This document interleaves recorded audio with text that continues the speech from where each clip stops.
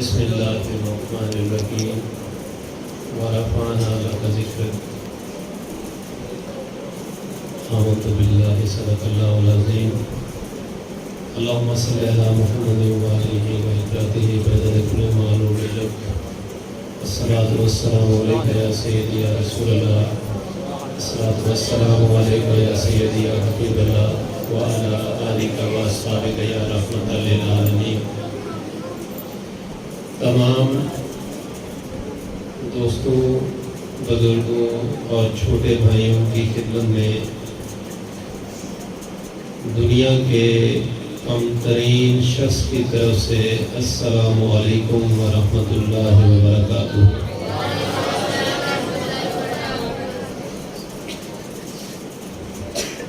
گلفقیر کا نام نور احمد محمدی سیفی ہے۔ آپ کے اس گاؤں سمانہ کے ساتھ میری بڑی پرانی محبتیں اور عقیدتیں وابستہ ہیں۔ یہاں پہ اللہ رب العزت مفتی استاد العلماء حضرت باروی صاحب کے درجات بلند فرمائے، ان کے دور میں بھی یہاں پہ فقیر کو خطاب کرنے کی سعادت نصیب رہی۔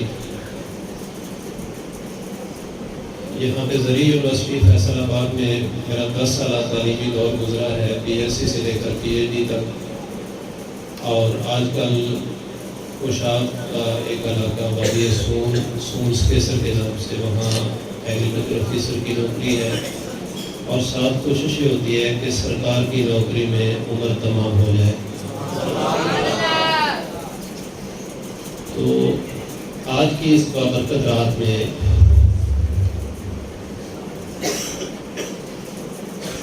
اس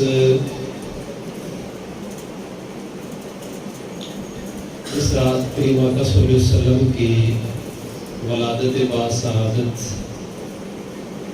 کی مقدس اور پاک گھڑیاں تہجد کے قریب جب آئیں گی، اللہ رب العزت ہمیں ان کا خیر مقدم کرنے کی توفیق عطا فرمائے۔ ابھی جس طرح کے استاد صاحب بڑے پیارے انداز میں کریم آقا صلی اللہ علیہ وسلم کی شان بارک بیان کر رہے تھے، تو بندہ ناچیز حاضر ہوا تو ڈاکٹر صاحب نے ایک فرمائش کی کہ کریم آقا صلی اللہ علیہ وسلم کی شان میں فقیر کو کلام پڑھتا تھا، تو انہوں نے کہا کہ وہ سنایا جاتا تو لفظ میں آپ کو وہ سناتا ہوں، اور اس کے ساتھ میرے ذہن میں کچھ گزارشات ہیں جو میں انشاءاللہ پھر بعد میں کرتا ہوں۔ علامہ رضا صاحب مصطفی صاحب ہم انہیں یونیورسٹی میں بلاتے تھے تو وہ بڑے ذوق سے جھوم جھوم کے کلام پڑھتے تھے، تو وہ میں آپ کی خدمت میں عرض کرتا ہوں کہ یارا تو اجر میرا یار میں لکھا، یارا تو اجر میرا یار میں لکھا، جنوں ویکھ کے چند شرماوے، ادھی راتی چند چڑھ جاوے، جو رخ تو نقاب اٹھاوے، جے وہ نکلے سیر کرنو سرا گلشن سیس نواوے، تے دھرتی لکھ لکھ جاوے، جے ہاتھ پھلاں وچ رکھدا، ہاتھ پھلاں تو ود جاوے، نین نشیلے مست رسیلے وچ سونا کجل سہاوے، جے آپ اگڑے ان پہ لگا وچ سونا کجل سہاوے، بجلی ڈرتی لشک نہ مارے، متا راہی راہ بھول جاوے۔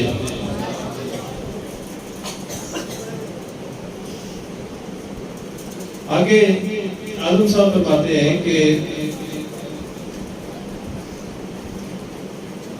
عقل خدا نے اینا دیتا علماں وچ نہ آوے، علم خدا نے اینا دیتا عقلاں وچ نہ آوے،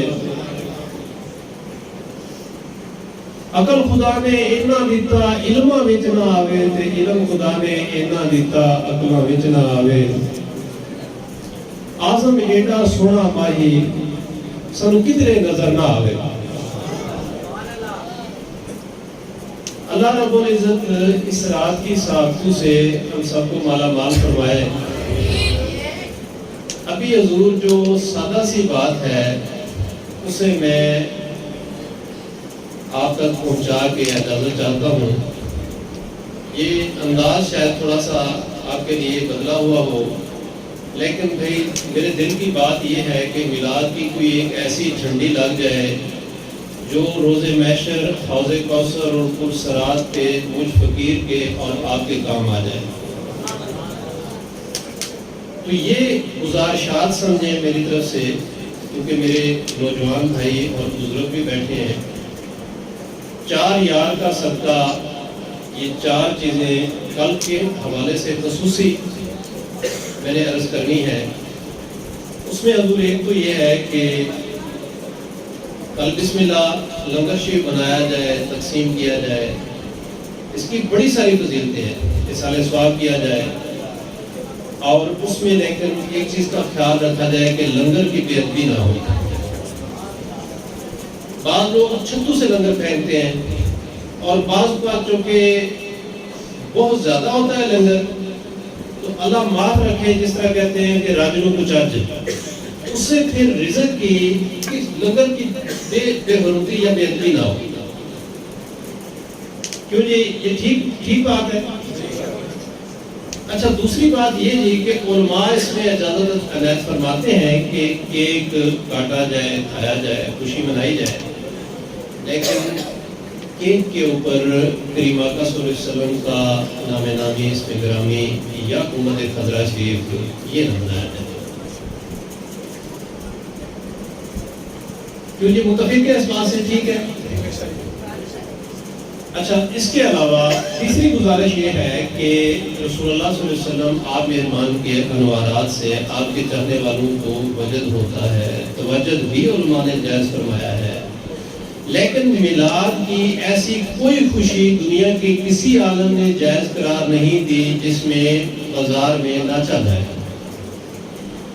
میں نے، آپ نے اور ہم سب نے کل کے دن اور آنے والے میلادوں کے بھی اس چیز کی حوصلہ شکنی کرنی ہے، ایسی چیز کو روکنا ہے۔ کیوں جی یہ تیسری بات بھی ٹھیک ہے؟ اور چوتھی اور سب سے جو ضروری گزارش ہے حضور، اللہ آپ کو سلامت رکھے، ابھی آپ کی مسجد میں بڑی جھنڈیاں لگی ہوئی ہیں اور بڑا جگہ جگہ بلکہ ہر جگہ سجی ہوئی ہے۔ اکثر پرانی آیات لکھی ہوتی ہیں جھنڈیوں کے اوپر، یا پمفلٹ چھپے ہوتے ہیں، یا بینر ہوتے ہیں، یا فلکس ہوتے ہیں۔ تو اس میں ایک بات گزارش کرتا چلوں کہ شاید یہ چیز لگانا، یہ بڑی حساس بات ہے، شاید یہ پمفلٹ لگانا اتنا اہم نہیں ہے جتنا اس کو میلاد شریف کے بعد سنبھالنا اور بے ادبی سے بچانا زیادہ اہم ہے۔ لہذا برائے مہربانی جب میلاد شریف ہو تو اس وقت اس کا خصوصی خیال رکھا جائے کہ آپ کے جو بینر ہیں، فلکس ہیں، ان کی کسی انداز میں بے ادبی نہ ہو۔ یہ چاروں گزارشات سمجھ آ گئی جی؟ اب رسول اللہ صلی اللہ علیہ وسلم میلاد والے پیارے آقا کریم صلی اللہ علیہ وسلم کے 4 یاروں کا صدقہ مزید میرے ذہن میں کچھ باتیں ہیں جو میں نے آپ کی خدمت میں عرض کرنی ہے۔ دیکھیں، آقا کریم صلی اللہ علیہ وسلم کے صدقے ہمیں کیا ملا؟ ابھی پچھلے دن جب گزرے ہیں کرونا کے، تو آپ نے یہ ساتھ ہی ہمارا ہمسایہ ملک ہے، آپ نے دیکھا ہوگا وہاں پہ لوگ بتوں پہ، لوگ جو ہیں وہ بتوں سے، کچھ لوگ ایسے ہیں جو گائے کا فضلہ کھا رہے ہیں، پی رہے ہیں، اس کا پیشاب پی رہے ہیں، اور دودھ کو گنگا میں جا کے بہا رہے ہیں۔ یہ ان کا دین ہے، یہ ان کا اعتقاد ہے۔ تو ہمیں کریم آقا صلی اللہ علیہ وسلم کے صدقے ایسا سچا اور سچا دین ملا جس کو، جو ہم الحمدللہ باوضو رہتے ہیں، مسجد میں آتے ہیں، آب زمزم پیتے ہیں، اور وہ مطلب گائے کی گندی چیزیں پیتے ہیں، اور دودھ جو ہے اس کو گنگا میں بہا دیتے ہیں۔ یہ بہت بڑی نعمت کریم آقا صلی اللہ علیہ وسلم کے صدقہ کہ ہمیں رب سے ملا دیا۔ سبحان اللہ۔ اب بھائی اس میں یہ باتیں جو ہے ہو سکتا ہے آپ کے ذوق کے مطابق نہ ہوں، لیکن میں نے پہلے عرض کیا تھا یہ گزارشات ہے۔ اب کریم آقا صلی اللہ علیہ وسلم کے چاہنے والے، ان کو رسول اللہ صلی اللہ علیہ وسلم کا فیض پہنچنا چاہیے۔ جو دور حاضر کے جو بہت بری باتیں جو ہمارے ہاں جو رائج ہو رہی ہیں، میں ان کے بارے میں آپ سے بات کرنا چاہوں گا۔ زیادہ تر نوجوان حضرات لڑکپن کی اس عمر سے گزر رہے ہیں، تو میں آپ کو بتاتا چلوں کہ میلاد میں ایک بات یہ بھی ہے کہ میاں اور بیوی کے حقوق، شادی کی باتیں، اور شادی جو ہے جس طرح بھوکا بندہ، اس کی جب بھوک نہیں مٹتی تو وہ حلال حرام نہیں دیکھتا، کچھ بھی کھاتا ہے۔ شادی جو ہے اس کی بھی یہ بندے کی ایک ضرورت ہے، ایک طلب ہے، اسے حلال طریقے سے پورا ہونا چاہیے۔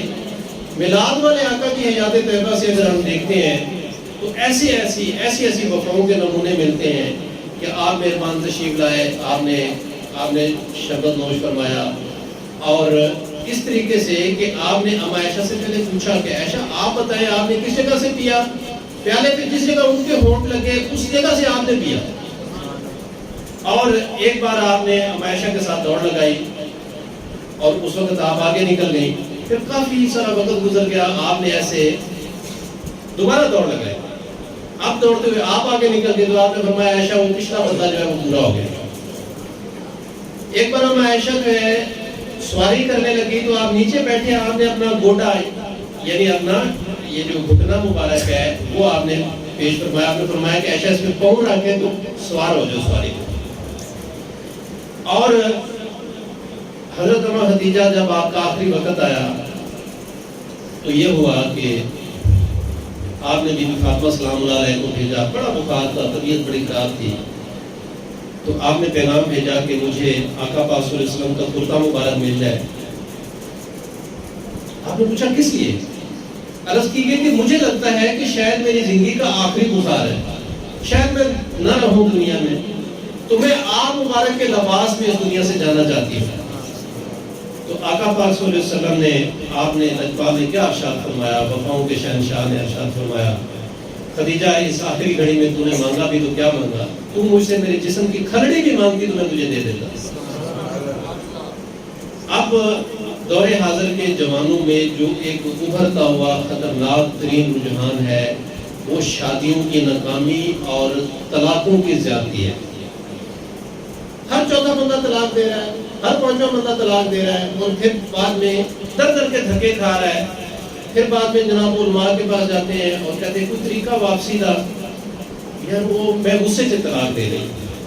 یاد رکھیں، میں سمجھوں گا کہ یہ جتنا مجمع بیٹھا ہے اس میں کسی ایک نوجوان کو یہ بات سمجھ آ گئی اور اس نے زندگی بھر اس پہ عمل کر لیا، تو میں پھر سمجھوں گا کہ میلاد کی ایک جھنڈی عمر بھر کے لیے کسی کا ہاں لگ گئی، تو میں سمجھوں گا کہ روز محشر، پرصراط اور حشر تک اس کا مقصد انشاءاللہ اللہ کی بارگاہ میں اس کی امید رکھوں گا پورے ہونے کی۔ نوجوان حضرات کو یہ بات یاد رکھنی چاہیے میلاد والے آقا کے فیضان سے کہ آپ کے پاس شادی کے بعد یہ ایک ایٹم بم ہوتا ہے جسے جب چلا کے تباہی بھی مچائی جا سکتی ہے، اور اس سے اولاد پیدا ہوگی جو تمام پیغمبروں کی سنت ہے۔ اگر اسے اچھے طریقے سے استعمال کیا جائے جو کہ میلاد والے آقا کے فیضان سے کیا جانا چاہیے، ایک یہ بات نوجوان حضرات کو بڑی ذہن میں بٹھانی چاہیے، جو ایک ہمارے معاشرے کا بڑا ایک غلط قسم کا رجحان بنتا جا رہا ہے۔ دوسری ٹیکنالوجی کا دور ہے، ابھی جس طرح یہ موبائل پڑے ہیں، تو مجھ فقیر کی یہ خواہش ہے، چاہے ان میں میری آواز یا تصویر صحیح بنے یا نہ بنے، میں یہ چاہوں گا کہ دل میں بن جائے۔ باہروں معلومات تو ہوتی ہے نہیں، اندروں پڑھنا تو باہروں تو ہو کے کی کرنا جی اندروں صاف نہ ہو۔ کوئی ایک بھی بات جو آپ کو عمل پہ لے جائے تو مرنے کے بعد مجھ فقیر کو اور آپ کو اس کا فائدہ ہوگا۔ ٹیکنالوجی کا دور ہے، اس میں ہم موبائل استعمال کرتے ہیں، ہمارے بچے موبائل استعمال کرتے ہیں، اور موبائل کی اہمیت کا اندازہ کیے بغیر ہم بچپن میں صبح سنتے آئے، آپ نے بھی سنا، ہم نے بھی سنا کہ چنگے بندے دی صحبت یارو جویں دکان اتارا تے سودا بھاویں مول نہ لئیے بھولے آن ہزارا، تے برے بندے دی صحبت میں جویں دکان لوہارا کپڑے بھاویں کچھ کچھ بھئیے چنگا پہن ہزارا۔ چنگیاں دے لڑ لگا میری چوڑی وچ بھول پائے تے بریاں دے لڑ لگا اگلے بھی ڈل گئے۔ صحبت جو ہے ہمارے آپ بزرگ تشریف فرمائے، علماء یہاں پہ بڑے سیانے لوگ بیٹھے ہیں، صحبت کے بڑے درس دیے جاتے تھے کہ چنگے بندے کی صحبت رکھنی ہے۔ حتیٰ کہ انگریزوں نے بھی اپنی کتابوں میں لکھ دیا کہ man is known by the company he keeps, کہ جیسے لوگوں کے ساتھ آپ رہتے ہیں ویسا آپ پہ رنگ چڑھتا ہے۔ ہماری نوجوان نسل کے ہاتھ میں موبائل آ گیا، یہ چیز جانے بغیر کہ ایک موبائل کے اندر کم از کم 200 سے 300 بندوں کی صحبت کی تاثیر ہے۔ میں آپ کو سمجھاتا ہوں، وہ کہتے ہیں کہ وہ ایک بندے نال تو یاری چھڑ دے، وہ بندہ بڑا برا ہے، تو فلانے ایک بندے نال یاری لا لے، وہ بندہ بڑا ٹھیک ہے، تینوں نمازی کر دے گا۔ لیکن اگر موبائل نو برا استعمال کیتا، اس دے اندر کئی 100 برے بندے دی تاثیر ہے۔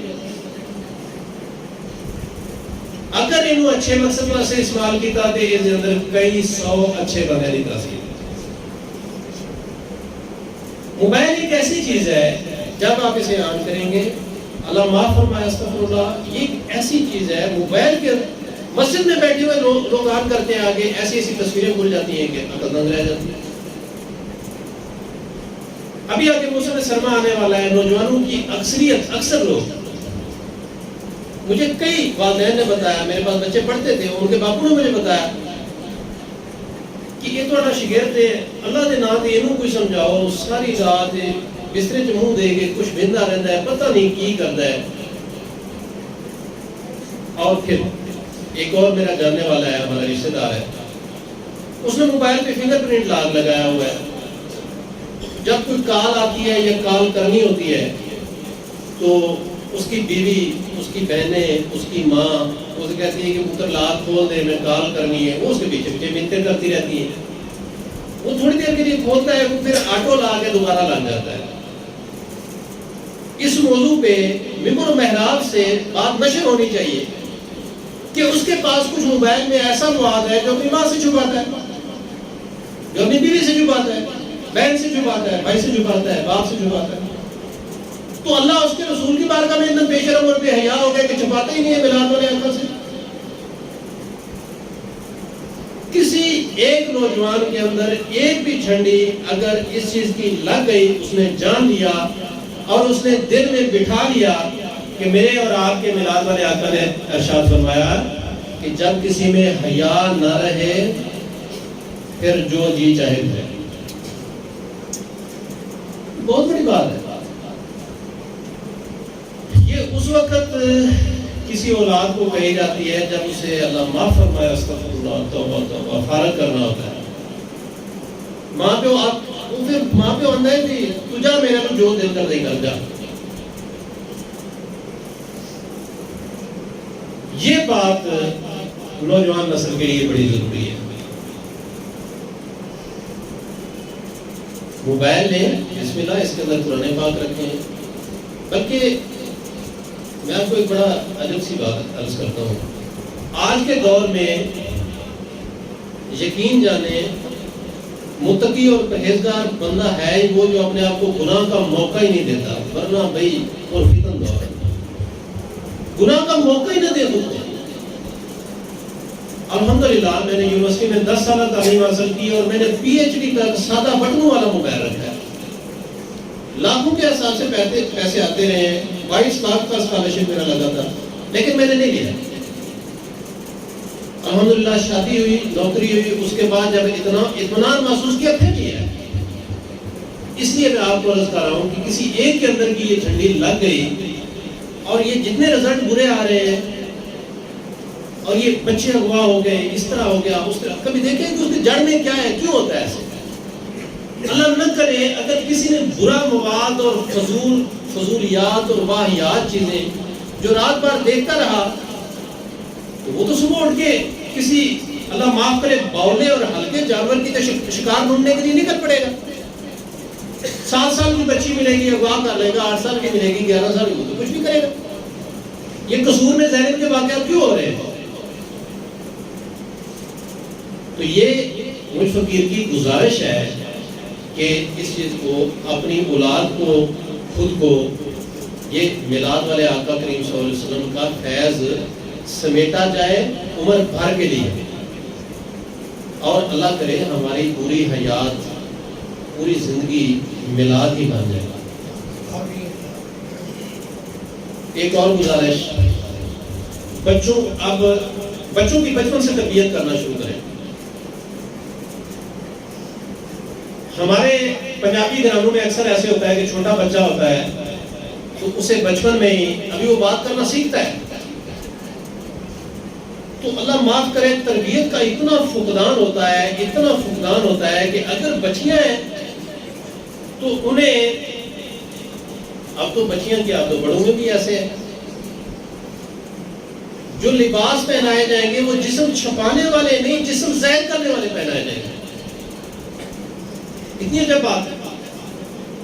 لباس اس لیے پہنا جاتا ہے جسم چھپائے, لیکن انڈسٹری اس طرح کی بدل گئی, جتنے بھی لباس تیار ہو رہے ہیں اسے انگریزی میں کہتے ہیں کہ سی تھرو کلاتھس, ان کے اندر سے نظر آئے, جسم کے باہر نظر آئے. اور بچیوں کو خصوصاً بچپن میں ہی ننگے بازو اور عجیب قسم کے ٹائٹ پہنا دیے, ٹروزر بنا دیے, پھر بڑے ہوتے ہوتے پھر جب بچپن میں جو عادت پک گئی وہ پھر عمر بھر چلتی رہتی ہے. چھوٹے بچے, یہ لڑکیوں کی بات ہے, لڑکے ہوتے ہیں تو وہ چھوٹے ہوتے ہیں ابھی. تو بھائی میلاد یہ ہے کہ نہیں 2-4 دن کی بات ہے زندگی کی بات, 2-4 دن کے پیار کا قائل نہیں ہو دوست. میلاد یہ ہے کہ پوری حیات اس کی محبت کو گزارے. میلاد یہ ہے رگوں میں دوڑتے پھرنے کے ہم نہیں قائل, جو آنکھ ہی سے نہ ٹپکا وہ لہو کیا ہے. میلاد یہ ہے کہ اپنے بچوں کو اس کا درس دیں. الحمدللہ میرے مرشد کی نگاہ کا صدقہ میرے گھر میں چھوٹا بچہ ہے, وہ دستار سر پہ رکھ لیتا ہے, میں نماز پڑھتا ہوں وہ جائے نماز بچھاتا ہے, نماز پڑھتا ہے. میں جب باہر نکلتا ہوں تو وہ جوتے لے کے آتا ہے, میرے قدموں میں رکھ دیتا ہے. میں وضو کرتا ہوں, میرے پیچھے پیچھے جاتا ہے, وضو کرتا ہے. تربیت کرے بچوں کی. وہ بھی والدین ہوتے ہیں بچپن میں دیکھا ہے اکثر, اللہ معاف فرما رکھے, بچوں کو بچپن میں کہتے ہیں کہ بچہ گالی دیتا ہے تو باپ خوش ہوتا ہے, اور وہ پھر لاڈ پیار میں کہتے ہیں کہ پتر وہ گال کاٹ کے اٹھانا ذرا, لوگوں کو کہتے ہیں دیکھو نہیں کیسی گال کاٹ رہے. باہر کوئی آتا ہے تو وہ دروازہ ناک کرتا ہے تو باپ کہتا ہے جا انہوں کہہ کہ میں گھر کوئی نہیں. جھوٹ کی تربیت, گالی کی تربیت, اور بچیوں کو بچپن میں ننگے بازو ڈالنے کی تربیت. آپ اگر اپنے بچوں کو بھی سنایا کریں. میں اس چیز کا کئی سینکڑوں جگہ پہ سینکڑوں محافل میں تذکرہ کر چکا ہوں. جو میں نے آنکھوں سے دیکھا وہ میں آپ کو بتا دیتا ہوں. مفتی صاحب, میرا ان کے ساتھ بڑا پیار والا تعلق تھا, اسے بڑی شفقت فرماتے, میں ان کی مسجد میں محافل کے لیے بھی حاضر ہوتا تھا. آج کل اکثر لوگ جو ہیں ان کے ذہن میں یہی ہوتا ہے کہ بھئی منڈے مجھے مولوی بنا دیتا ہے, حفظ کراتا ہے, کھائے گا کتوں؟ بھئی منڈے کو افسر بناؤ, منڈے کو نوکری کراؤ, اس طرح کرو, ٹھیک ہے نوکری بھی کراؤ, افسر بھی بناؤ, لیکن پھر اگلی گل بھی سکھاؤ. اب میں آپ کو مفتی صاحب کی مثال دینے لگا ہوں. مفتی صاحب جب اس دنیا سے تشریف لے کے گئے, غالباً اس دور میں ان کی 14,000 کے قریب ان کی آخری تنخواہ تھی. مفتی صاحب میدے کے مریض تھے, ساتھ ان کے دل پہ بھی بوجھ رہتا تھا. مجھے معلوم ہے کہ ان کی پاؤں کی تلیوں سے سیک نکلتا تھا, لیکن مفتی صاحب کے احوال یہ تھے کہ میں جب بھی ان سے ملتا, آپ میں سے اکثر لوگوں کو شاید یہ بات یاد ہو, مفتی سعید احمد بارمی صاحب جب بھی میں نے ان سے حال پوچھنا, انہوں نے کہنا پتر کریم تک کرانا. آپ میں سے یاد ہے کسی کو؟ مفتی سید احمد باروی صاحب سے واقف ہیں جی؟ میں جب بھی پوچھنا ہوں سر یہ کیا حال ہے، وہ کہتے ہیں کہ پتر کریم کا کرم ہے۔ اور مفتی صاحب کے پاس جب بھی میں فقیر حاضر ہوا، میں نے ان کے چہرے پہ سکون دیکھا، ان کے چہرے پہ نبی کی غلامی کا نور دیکھا۔ میں نے اسی گاؤں میں عید کے دن ان کا جنازہ اٹھتے دیکھا، ان کی ایمبولینس کو، ان کی میت والی ایمبولینس کو ادب اور احترام کی وجہ سے ہاتھ لگا لگا کے گاؤں کی پردہ دار عورتوں کو میں نے روتے دیکھا۔ یہاں پہ سینکڑوں نہیں ہزاروں کا ہجوم مفتی صاحب کی شان میں مل رہی۔ میں اس بندے کی آپ کو بات سنا رہا ہوں۔ لوگ کہتے ہیں نا کہ جناب مولوی پڑھنے تھے، مولوی کو کی ہے۔ میں آپ کو بتاتا ہوں کیا ہے۔ 14,000 تنخواہ تھی، دل پہ بھی بوجھ رہتا تھا اور معدے کے بھی مریض سے، قوم کی تلیوں سے سیک نکلتا تھا، لیکن جب بھی پوچھا جاتا، جب بھی ان کا حال پوچھتے، وہ کہتے بیٹا کریم کا کرم ہے۔ اور بیٹے الحمدللہ سارے باشرات تھے، کوئی یونیورسٹی میں پڑھ رہا ہے، کوئی امامت کر رہا ہے، کوئی حافظ ہے، باپ کے باعادت تھے۔ اور جب بھی کوئی مہمان آتا، دسترخوان بچ جاتا، لنگر لگ جاتا، میں نے مفتی صاحب کو 14,000 تنخواہ میں بادشاہ دیکھا۔ اب اس میں گلہ نہیں بنتا، لیکن مفتی صاحب کا ڈائلاگ ہوتا ہمیشہ، وہ کہتے ہیں پتر کریم کا کرم ہے۔ تو ہماری جو کہ کمیونٹی تھی، یونیورسٹی کے پروفیسر حضرات تھے، ان کی تنخواہیں جو ہے وہ 2 لاکھ سے 3 لاکھ 4 لاکھ، ان کی تو لاکھوں میں تنخواہیں ہوتی تھی۔ ان کے حالات ایسے ہوتے تھے کہ پتہ نہیں کام کا بوجھ کہہ لیں یا اصل ہوتی تو یہ دین سے دوری ہوتی ہے نا، دین سے دوری کی وجہ سے اکثر یہ حالات ہوتے ہیں کہ لاکھوں کے حساب سے تنخواہ آتی، اور مہینے کی جب 20 تاریخ ہوتی، 20 تاریخ کے بعد ایک پروفیسر دوسرے کے پاس جا رہا ہوتا ہے، یار کوئی پیسے ادھار نہیں، وہ کہتا میرے کو اپنے ختم ہو گئے، میں تیرے کو ادھار لینا آ رہا ہے۔ اور ان کو میں نے اتنا پریشان دیکھا۔ ایک دن ہمارے دوست کہہ رہے تھے کہ یہ جو افیسر طبقہ ہے، ان میں سے 50% ڈپریشن کا شکار سائیکو ہوتے ہیں۔ اس کا آپ اندازہ ایسے لگا ہے کہ ایک دن ایک پروفیسر جا رہا تھا، میرے ایک پیر بھائی نے اسے سلام کیا، وہ کچھ سوچتا بہت تھا، سوچتا جا رہا تھا۔ اس نے کہا السلام علیکم صاحب، کہتے ہیں وعلیکم السلام۔ دفتر میں آ کے بیٹھ گیا تو اس دوست کو کہتا ہے کہ اسے بلا لیا، کہتا ہے یار تمہیں کیا مصیبت ہے، تم لوگوں کو سلام کرتے پھر؟ اس نے کہا سر کیا ہوا؟ کہتے یار میں کچھ سوچ رہا تھا، مجھے پتہ نہیں ہے میں کیا سوچ رہا تھا۔ اور میں آپ کو اس سے بھی اگلی بات بتاتا ہوں، ہماری یونیورسٹی میں نائجیریا، افغانستان، گیمبیا، صومالیہ، جو غریب ممالک ہیں افریقہ کے، ان کے اور افغانستان کے بہت سارے مہاجر اسٹوڈنٹ رہتے ہیں۔ تو جب مفتی صاحب کا جب اس دنیا سے تشریف لے کے گئے، ان دنوں میں عید پہ وہ جو مہاجر تھے بیچارے، وہ اپنے وطن پہ نہیں جا سکے، وہ یونیورسٹی کے ہاسٹل میں ہی تھے۔ مفتی صاحب کے پاس میں بندہ ناچیز جب بھی حاضر ہوا، ان کا دسترخوان کھل جاتا، یہ کچھ نہ کچھ لنگر لے آتے۔ 14,000 تنخواہ والا بندہ۔ میں ایک بار یونیورسٹی میں آیا، عید والے دن ہی مفتی صاحب بھی دنیا سے تشریف لے گئے۔ عید والے دن میں ہاسٹلوں میں گیا، میں نے کہا کہ پردیسی مطلب باہر کے ملکوں کے، افریقی ملکوں کے ہمارے مسلمان بھائی ادھر ہیں، میں انہیں عید مل کے آتا ہوں، میں انہیں عید ملنے گیا۔ میں نے ان سے پوچھا جناب آپ نے کچھ کھایا پیا ہے؟ بس پہ تو پھر تھوڑی بہت سیویاں وغیرہ میں بھی گھر سے لے آیا۔ میں نے پوچھا آپ نے کچھ کھایا پیا ہے؟ آپ کسی نے دعوت نہیں کی؟ انہوں نے کہا نہیں، ہماری کسی نے دعوت نہیں کی۔ یہ شاید آپ میں سے کچھ ہی لوگوں کو سمجھ آئے، شاید کچھ کسی کو بھی آج تو بڑی بات۔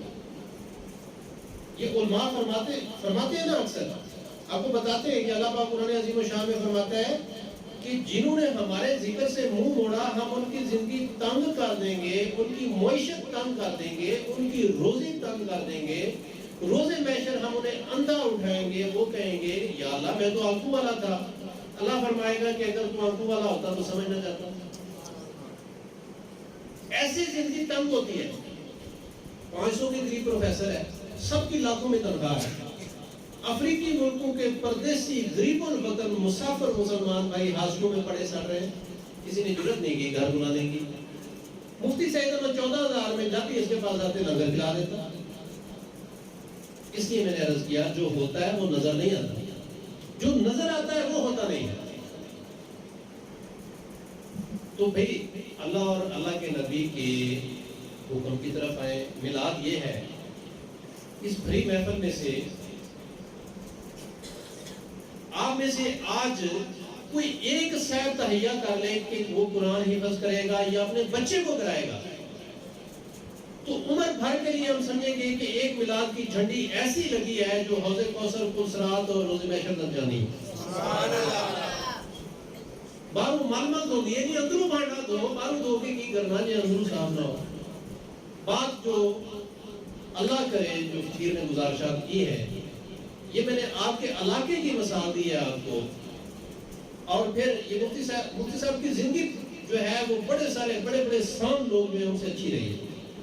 اور زندگی اب جب چلے بھی گئے ہیں تو آخری وہ اگلا جو دور ہے وہ بھی پھر ایسے ہے کہ مرد خدا دے مردے نہیں کر دے پردہ پوشی کی ہویا جی دنیا ہوگی گر کے نال خاموشی. اور وارث شاہ وہ سدائی جیوندے نہیں جنہاں کیتیاں نیک کمائیاں نے.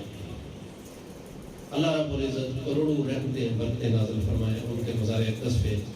آج جو بھی صاحب ان کے دعا فرمائیں گے, میں فقیروں سے گزارش کروں گا کہ اپنے علاقے کے علماء میں خصوصاً باروی صاحب کی خدمت میں بھی اس سال ثواب جو ہے وہ زیادہ سے زیادہ کیا جائے.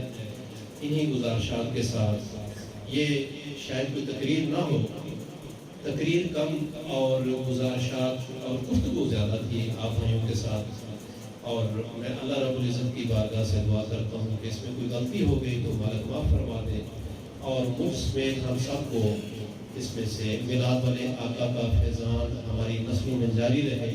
اللہ رب العزت ہمیں عمل کی توفیق عطا فرمائے. وما علینا الا البلاغ المبین. اس سے میلاد والے کا فیض آنے والی نسل میں آپ نے اپنے ہاتھوں سے کاٹ کے رکھ دیا. بات سمجھ رہے جی؟ کیوں جی باہر بیٹھے صاحبان کو بات سمجھ آ رہی ہے؟ اگر ایسا کیا تو جس طرح ہم علماء کی موجودگی میں آپ سے گزارش کرتے رہتے